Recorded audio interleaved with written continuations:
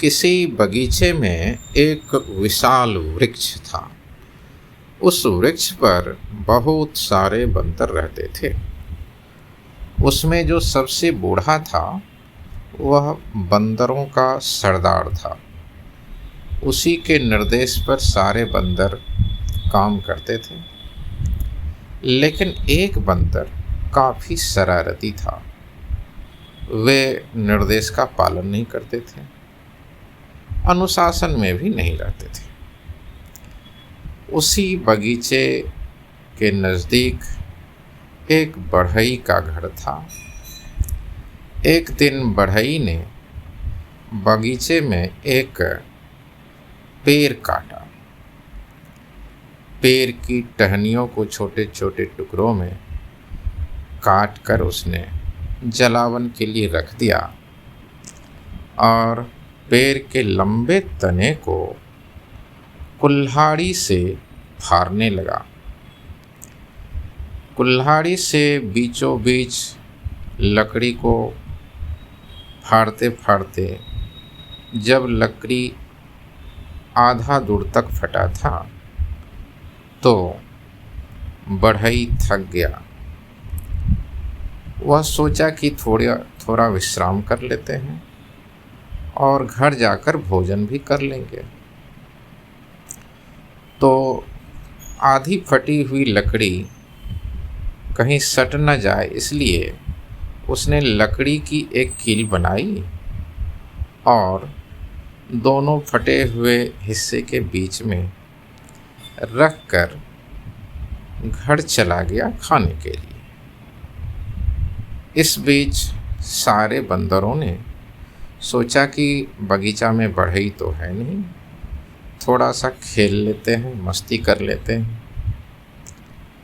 तो सरदार ने कहा ठीक है, जाओ खेलो, मस्ती करो, लेकिन हाँ, एक बात का ख्याल रखना कि बढ़ई के सामान को छेड़छाड़ नहीं करना, उसके सामान को इधर उधर नहीं करना।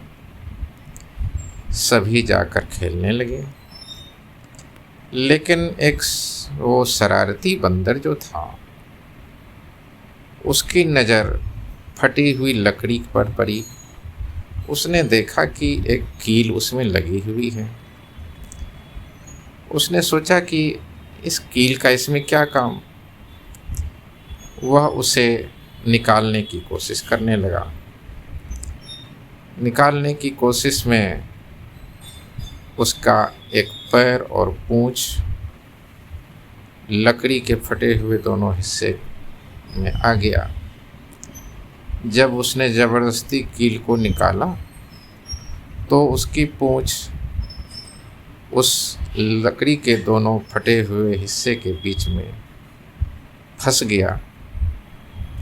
वह चिल्लाने लगा। तब तक में बढ़ई आया। वह भागने की कोशिश किया और भागने की कोशिश में उसकी पूंछ ही कट गई। इस कहानी से हमें सीख मिलती है कि हमें अनुशासन में रहना चाहिए।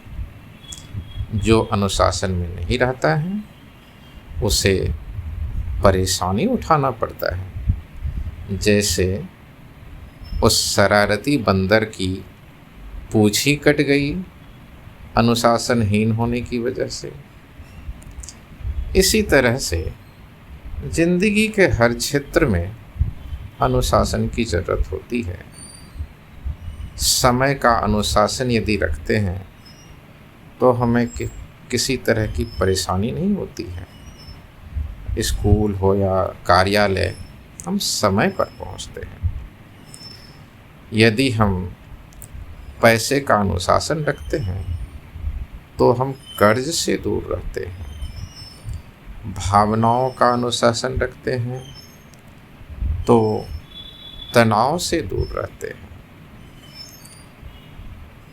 और पैसों का अनुशासन रखते हैं तो कर्ज से दूर रहते हैं।